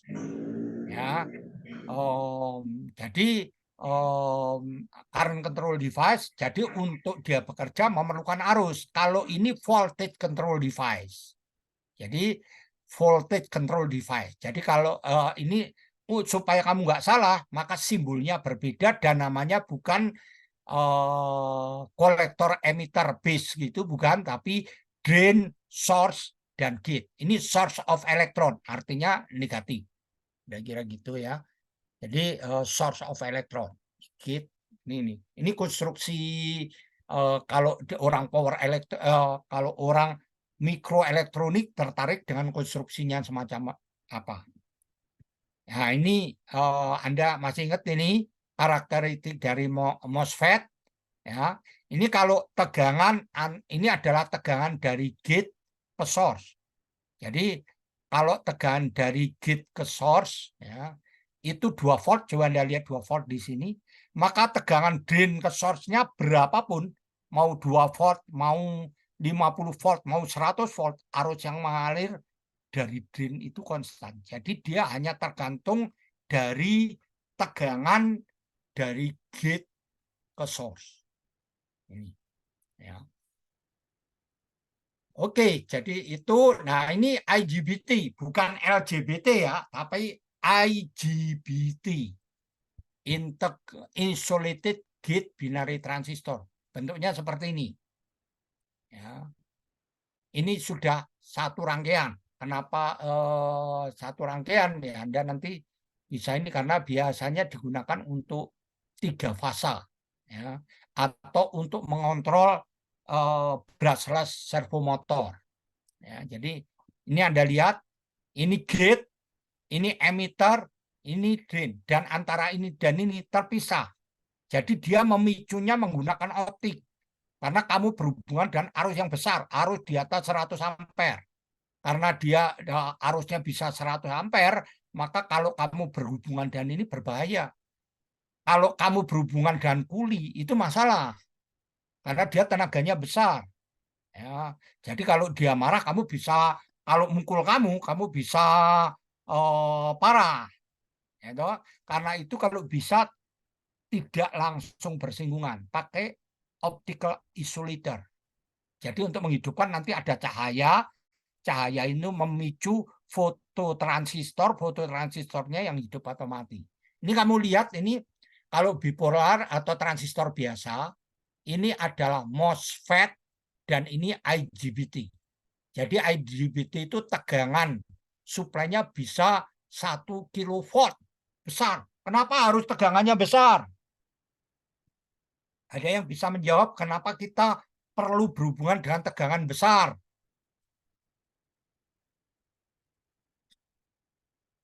Ada yang bisa jawab? Ya karena kita berhubungan power yang besar. Ya, kalau kamu sepeda motor itu dayanya berapa? 15 HP 15 kalikan 0,75 mungkin 12 kilowatt. Jadi 12.000 watt. Kalau kamu pakai tegangan 12 volt, maka arus yang mengalir 1000 ampere. Kamu nggak mau, karena nanti kabel-kabelnya gede. Gimana kalau bukan 12, tapi 120? Kalau 120, arus yang mengalir 100 ampere, lebih kecil. Jadi kabelnya lebih kecil. Nah, gimana kalau bukan 120, tapi 1200? Kalau 1200 watt, maka arus yang mengalir cuma 10 ampere. Jadi kabelnya lebih kecil lagi. Idenya seperti itu. Ya, jadi ini kalau untuk tegangan itu kurang dari 1 kilo, kurang dari 1 kilo. Kalau IGBT itu bisa lebih dari 1 kilovolt. Kemudian arus ini kurang dari 500 ampere, ini kurang dari 200 ampere, ini lebih dari 500 ampere. Ya, jadi ini untuk daya besar. Nanti kalau kamu berhubungan dengan mobil listrik, kemungkinan kamu akan pakai IGBT untuk mengontrol motor kamu. Untuk kereta api pasti kamu pakai IGBT. Ya, jadi untuk apa barang-barang yang dayanya besar, kamu terpaksa menggunakan tegangan yang tinggi dan arus yang tinggi. Kamu masih ingat ya dulu di pelajaran SPE bahwa generator itu biasanya menghasilkan tegangan 20.000 volt atau 20 kilovolt. Ya kan? Itu ada di Kamojang atau di pembangkit. Ketika mau dikirim ke Bandung, dari 20.000 itu dinaikkan jadi 150.000. Ya, 150.000. Dikirim dari Kamojang atau dari pembangkit dikirim ke Bandung. Nanti begitu memasuki kota Bandung diturunkan jadi 20.000 lagi. Ya, oleh trafo induk diturunkan dari 150 kilovolt diturunkan jadi 20 kilovolt. Masuk ke Bandung. Nah, masuk ke Bandung, nanti kalau mau dikirimkan ke rumah kamu diturunkan lagi jadi 220. Ya, kalau di lab yang 3 fasa, kalau line to netralnya 220, kalau line to lainnya 380. Tapi itu rendah itu. Kalau BIP tidak akan dikirimkan yang 380 atau 220, dikirimkan yang 20.000. Nah, nanti di BIP sendiri harus punya trafo untuk menurunkan. Karena kalau dia dikirimi 380 atau 220, maka kabelnya besar. Ya, jadi itu. Jadi kalau berhubungan dengan tegangan tinggi, kamu terpaksa menggunakan berhubungan dengan daya yang besar, kamu terpaksa menggunakan tegangan yang tinggi. Dan ini arusnya juga masih besar juga. Ya, ini input, ini pengali, masih ingat ya, ini current gain namanya, 20 sampai 200. Artinya kalau 200 itu artinya kalau arus di gate-nya itu 1 miliampere, maka yang mengalir dari common ke emitter 200 miliampere. Ya, kalau 2 miliampere dialirkan dari base ke emitter, arus kontrolnya 2 miliampere, maka dari common ke emitter itu 400 miliampere. Nah, ini menggunakan arus. Kita nggak suka, kita ganti ke MOSFET menggunakan tegangan. Tegangannya cuma 2 sampai 10 volt. Arusnya berapa, Pak? Mikroampere, kecil sekali, hampir nggak dibutuhkan. Ya, dan ini juga menggunakan tegangan untuk memicunya. Ya, ini input impedance-nya ini low, jadi masih jelek. Ya, ini input impedance-nya high, ini high. Ya, output impedance-nya dia low, bagus. Ini medium, sedang, ini low. Ya, ini switching speed, ini microsecond. Ya, ini cepat sekali, nanosecond. Kalau ini medium. Ya, jadi ini harganya murah, medium, tinggi. Jadi ini kamu tidak pakai kalau untuk mahasiswa, nggak akan pakai kecuali kalau kamu berkaitan dengan robot, berkaitan dengan motor, karena motor itu pasti daya motor Brio motor dalam kota itu kira-kira 80 HP. Nah, 80 HP. Jadi udah besar. Kalau sepeda motor 15, kalau mobil dalam kota itu kira-kira 80 atau 90 HP. Ya, kalau mobilio saya itu kira-kira 150 HP. Kalau Ferrari itu 600 HP. Itu supaya Anda punya engineering feeling. Oke ya, jadi itu kita udah pelajari. Nah, sekarang saya mau share yang selanjutnya.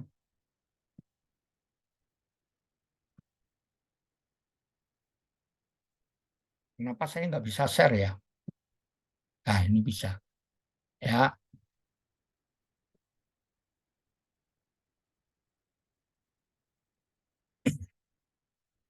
oke, ini pengantar microcontroller.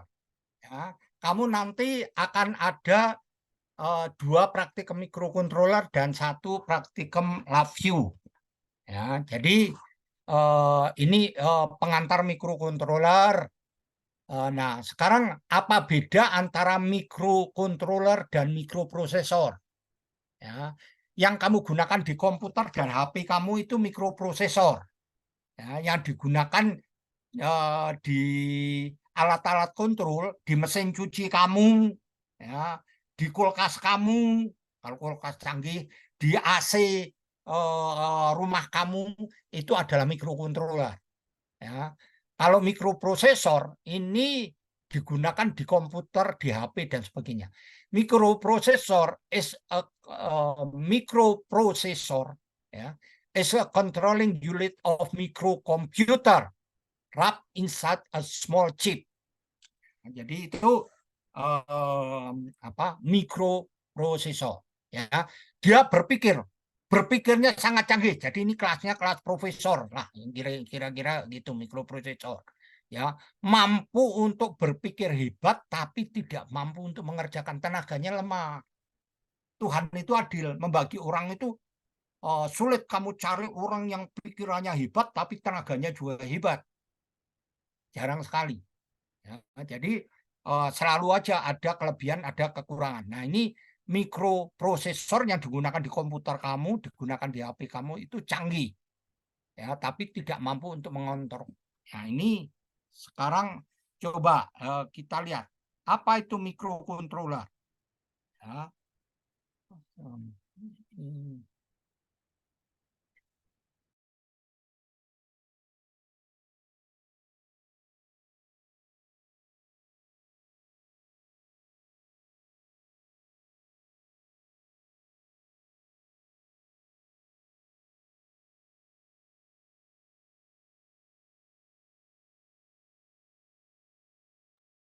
Maaf Pak, sepertinya ke-mute Pak.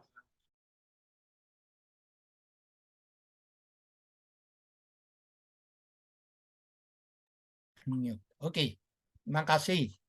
Jadi microcontroller adalah chip yang dioptimalkan untuk mengontrol alat-alat elektronik. Ya, microcontroller itu ada di mesin cuci kamu, ada di kulkas kamu, ada di AC kamu, ada di mobil kamu. Ya, cuma untuk untuk untuk elevator ya, elevator yang bukan tunggal, elevator yang 2, 3 atau 4 itu sudah perlu mikrokomputer. Karena dia bingung, mengoptimalkan itu bingung. Kalau kamu panggil, lalu dia kan harus mengoptimalkan yang mana yang akan melayani kamu.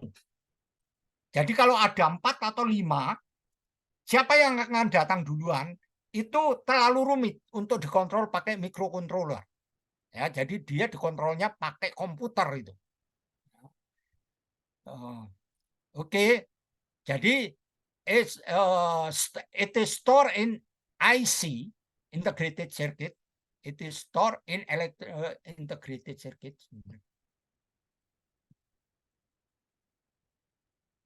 Ya, it is stored in a single integrated circuit, which is dedicated to perform a particular task and execute one specific application. Jadi di satu IC. It is specially designed circuit for embedded application. Embedded application itu kamu punya drone, ya, harus melakukan ini. Kamu punya TV, harus melakukan ini, ya. Sampai dia kebutuhan prosesornya sedemikian canggih, maka dia nanti perlu mikroprosesor. Ya. Kalau yang sederhana itu biasanya mikrocontroller. Ya. It is usually automatically control devices, contain memory, processor. Jadi di dalam mikrocontroller itu ada memori, ada prosesor, dan ada programmable I/O. Sedangkan di mikroprosesor dia memorinya ada di luar, ya, I/O-nya ada di luar, sistem komunikasinya ada di luar, gitu. Nah, jadi ini key differences-nya. Microprocessor consists of only central processing unit, while microcontroller contain CPU, memory, and internal and I/O all integrated into one chip. Jadi kalau microprocessor itu hanya central processing unit saja. Ya, sedangkan microcontroller ada CPU-nya, ada memorinya ada di dalamnya itu, ada I/O-nya ada itu, semuanya ada di dalam satu chip. Microprocessor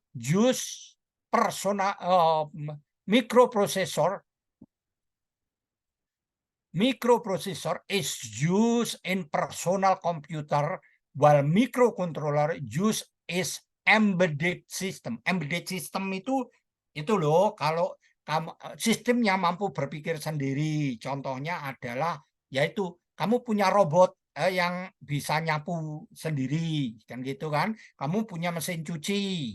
Nah, itu memerlukan microcontroller, bukan mikroprosesor. Karena dia sudah mampu untuk mengontrol sesuatu walaupun kemampuan arusnya lemah, cuma 10 mA. Dia mampu mengukur, mampu memerintah. Itu mikrocontroller. Microprocessor use external bus to interface with RAM, ROM, and other peripheral. Ya.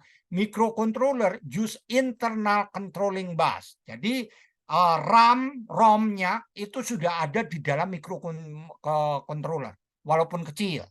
Kamu mungkin aja kalau RAM dan ROM-nya tidak cukup, kamu menambah itu mungkin aja. Ya. Tapi kalau mikroprosesor ada di luar. Microprocessor are based on Newman ini, sedangkan ini based on Harvard architecture. Microprocessor is complicated and expensive nih. Jadi mikroprosesor itu mahal, ya, with large number of instruction to process. But microcontroller is cheap and straightforward with fewer instruction to process. Jadi kalau microcontroller itu harganya mahal. Kamu beli apa itu namanya Intel i7 gitu mungkin harganya udah jutaan loh. Sedangkan kamu microcontroller harganya puluhan ribu atau belasan ribu malah. Ya, jadi itu bedanya. Nah, ini adalah contoh penggunaan microcontroller di praktikum pengukuran teknik, ya. Ini kan kita punya sensor gaya nih, sensor gaya. Kemudian ini ada 4 buah strain gauge, ya, 4 buah strain gauge. Ini dipasang gini. Kemudian ada sinyal conditioning element. Ini sinyal conditioning elemennya. Ya, sinyal conditioning, tapi dia punya prosesor. Ya, jadi nanti dari sini dari sinyal ini penguat aja sih, ini penguat aja, kita masukkan ke Arduino. Kenapa kita masukkan ke Arduino? Karena dengan Arduino itu kita bisa memasukkan data, menampilkan data. Misalnya, apakah kamu mau dalam kilogram atau dalam pound? Misalnya begitu. Ini bisa munculkan di sini. Ini guna prosesor. Jadi kalau timbangan badan kamu punya prosesor, maka kamu bisa, saya mau memilih dalam pound, saya mau memilih dalam kilogram, atau dalam gram, itu bisa diubah dengan mudah, karena cuma sumbernya aja yang diganti. Oke, sekarang ini, jadi ya, jadi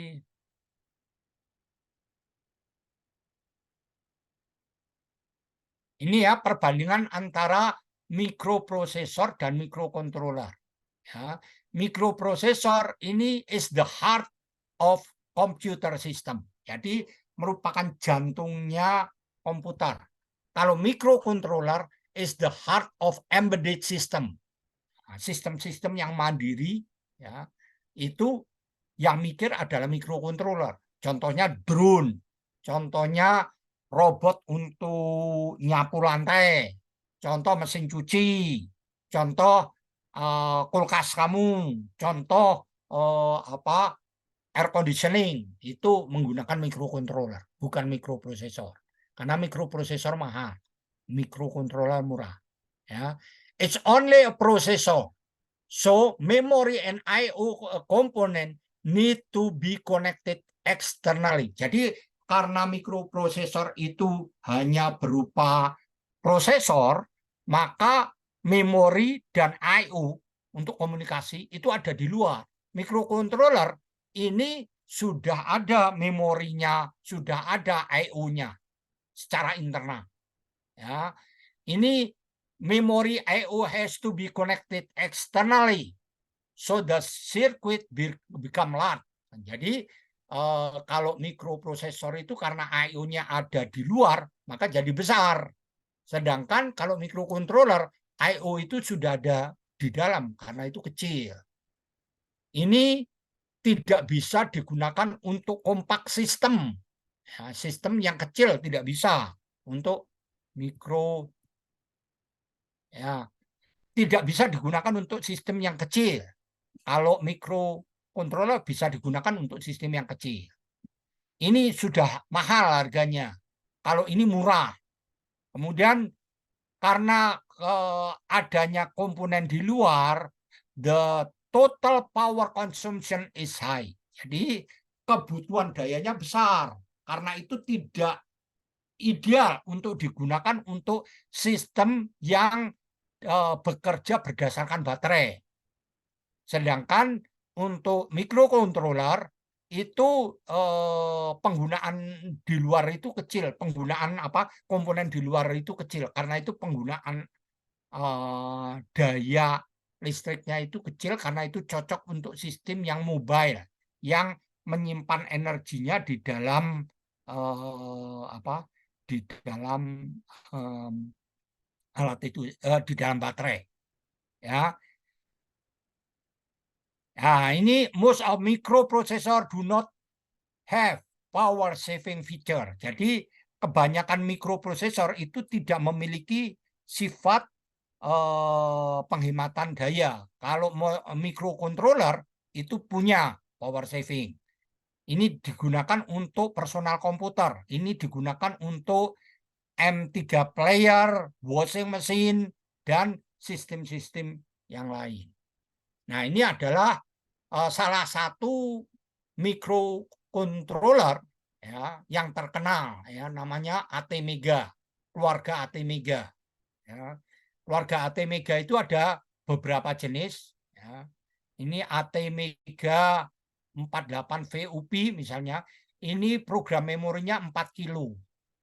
Static RAM-nya 512.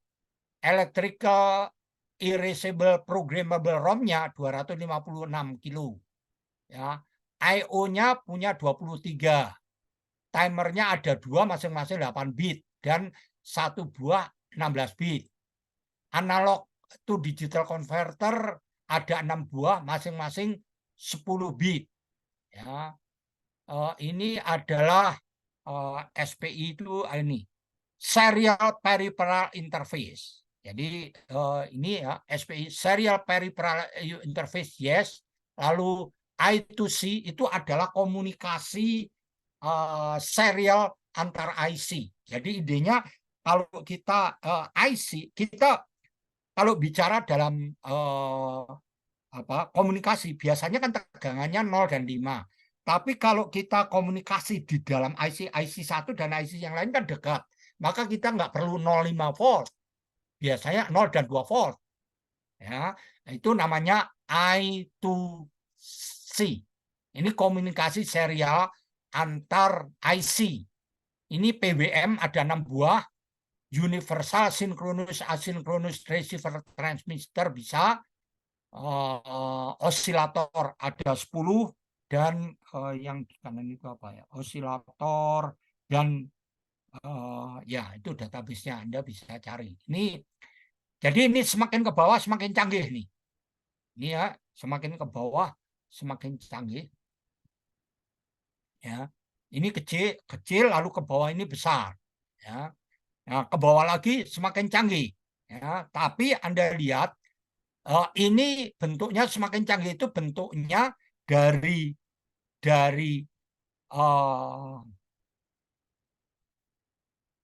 ya DIP plastic dual inline package itu bentuknya seperti ini.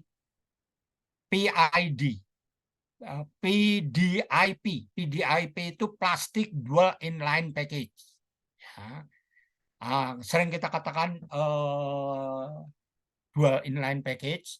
Kalau yang tadi yang seperti laba-laba ini namanya adalah thin quad flat package. Jadi ini thin valve package. Bentuknya seperti itu. Ya, ini tadi program memori SRAM, EEPROM makin lama makin canggih. Oke ya. Nah ini Anda bisa pilih. Nah, kenapa ATmega itu terkenal? Karena jenisnya banyak dan dapat dipilih. Ya, dapat dikembangkan sesuai dengan kebutuhan. Sudah memiliki kanal ADC, analog to digital converter. DAC juga punya, tapi dalam bentuk PWM. Dapat diprogram dalam C. Ya, mahasiswa saya 15 tahun yang lalu itu memprogramnya masih pakai assembly. Ya, ini bukan dalam C. Kalau sekarang sudah ada C. Ya, dari C itu kemudian diassemblykan baru dibuat mesin code masukkan ke dalam program. Jadi sebetulnya C itu hanya program yang memudahkan kita. Kira-kira gitu. Jadi ini sudah diprogram dalam C. Kemudian in system programming. Jadi ketika kamu menghubungkan ke komputer, kamu bisa ubah programnya. Kenapa demikian? Mahasiswa saya yang pakai ATmega 15 tahun yang lalu, itu dia memprogram, ya, lalu programnya dibawa ke sana, dibawa ke Jaya Plaza yang ada di Jalan Anjani untuk masukkan program ke dalam ATmega. Dulu seperti itu.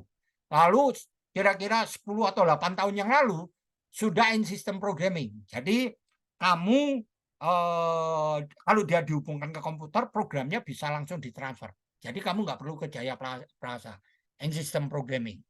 Ya, itu seperti itu. Ya. Nah, kalau perlu Bluetooth dan Wi-Fi seperti apa? Nah, nanti kita bicara karena ada jenis microcontroller yang bukan seri Arduino yang sudah bisa menggunakan Wi-Fi. Jadi lebih gampang komunikasi kamu. Nggak usah menghubungkan pakai kabel. Nah, ini saya perkenalkan yang jenis 89C52. 89C52. 89C52.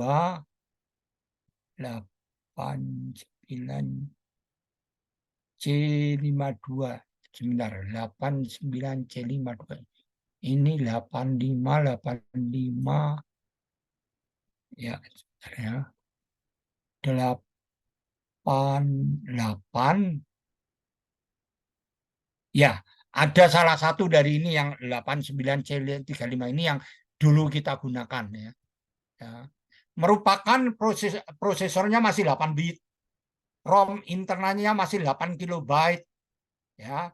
ROM internal dapat ditulis dan dihapus sebanyak 1000 kali. Dan RAM-nya sebanyak 256 byte. Masih kecil. Ya, kalau kamu bandingkan dengan yang sekarang, jauh. Ya. Memiliki 3 buah counter timer. Ada 8 sumber interupsi. Ada port serial yang dapat diprogram. Kecepatan pelaksanaan instruksinya 1 mikrodetik per siklus. Ya. Kalau kamu menggunakan frekuensi clock 12 MHz. Dan ini adalah pin-pinnya. Ya. Jadi supaya bisa bekerja, kamu harus hubungkan dia dengan sumber VCC dan ground. Ini harus dihubungkan dulu. Itu yang pertama. Yang kedua, kamu harus menambah kristal. Karena dia perlu jam. Jamnya itu harus ada clock. Clocknya itu dari kristal ini. Ya, jadi seperti itu. Kemudian ini ada beberapa kaki, ya, kaki, ya, port 1 sampai 8 itu adalah port 8 bit 2 arah. Jadi bisa ngirim data digital keluar atau membaca. Ya. Port 9 kaki reset, port 10 sampai 17 merupakan port paralel 2 arah. Ya. Kemudian ini ada beberapa port yang analog digital 0 sampai analog digital 7. Ya, ini analog digital. Ya. Analog to digital converter. Ya. Kalau ini bisa diprogram nanti. Ya. Seperti itu. Kemudian ada ini write, ya, ini untuk komunikasi. Ya. Ini transfer, read, ya. Ini interrupt. Ini kaki interrupt. Dan seterusnya. Oke, ini adalah microcontroller. Intinya dari Arduino. Ya, nah sekarang kita bicara Arduino. Microcontroller itu kalau dulu repot sekali. Karena pertama, kamu harus menghubungkan kaki supply, VCC, dan ground. Yang kedua, kamu harus memasang kristal. Ya. Yang ketiga, kamu harus memasang komunikasi. Ini clock-nya nih, ini kristal nih. Ya, kamu perlu memasang IC komunikasi karena IC komunikasi yang ada di komputer itu kan RS232. RS232 itu high dan low-nya bukan 5 dan 0, bukan. Tapi minus 23 dan 23 volt. Jadi low itu minus 23 volt dan high itu plus 23 volt. Akibatnya apa? Kalau kamu pengen menghubungkan ini ke komputer, kamu repot. Karena kamu harus memasang IC yang khusus untuk komunikasi. Kayaknya ini nih. Kayaknya. Kan seperti itu. Nah, sekarang ini udah dipermudah. Jadi ini udah terhubung begitu, ya. Dan ini sangat lebih mudah digunakan. Ya, ini contohnya kamu lihat ini ground, ini V-in, ini reset, ini tegangan 5 volt nih. Ya, dan ini dan sebagainya. Jadi ini sudah minimum configuration itu sudah. Lalu ini sudah dilengkapi dengan tombol mulai. Ya, untuk mereset mulai supaya pada waktu jalan sistem operasi seperti kamu menghidupkan komputer itu loh. Hidupkan itu kan harus menjalankan sesuatu. Nah, ini itu ada tombol yang membuat dia mulai bekerja. Ya, ini Arduino. Jadi jauh lebih gampang untuk menggunakannya dan siap dihubungkan lewat USB port. Kamu hubungkan ke USB port, maka programnya bisa kamu download. Nah, ini ada beberapa jenis. Arduino Nano, Arduino Mini, ya, dan ini ada harganya ini. Arduino Nano 32, Arduino Mini itu 29, ini Arduino Uno, ini 65, dan Arduino Mega itu Rp105.000. Lalu apa perbandingannya? Nih perbandingannya antara Nano, Mini, Mikro, dan Mega. Ini Arduino Nano itu seperti ini, ya. Ini tegangan operasinya, ini kecepatannya, clock speed-nya, Ini analog outputnya ada 8, ya. 8 analog in atau out ada 8, ya. Ini ada 12. Ini digital I/O ada 14. Kalau PWM ada 6. Ya. Ini EEPROM dan sebagainya. Ada yang mau bertanya? Jadi ini adalah Arduino. Nanti praktikum kamu selanjutnya adalah menggunakan Arduino, ya. Memprogram. Jadi kita sudah punya alatnya, hardware-nya kamu nggak utak-atik, kamu tinggal hubungkan ke komputer, lalu ada contoh programnya. Lalu kita minta untuk memprogram. Nanti Pak Budi akan memberikan gini, mahasiswa kita itu sudah biasa menggunakan MATLAB. Nah, perbandingan antara MATLAB dan C kita berikan. Oke, ada yang mau bertanya silakan. Baik, kalau nggak ada silakan Kak Jesi. Oke, sebentar, Pak. Ya.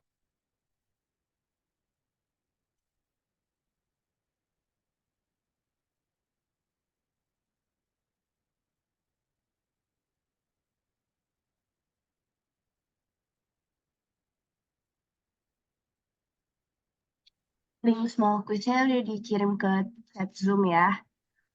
Waktu mengerjakannya 6 menit. Bisa dimulai dari sekarang.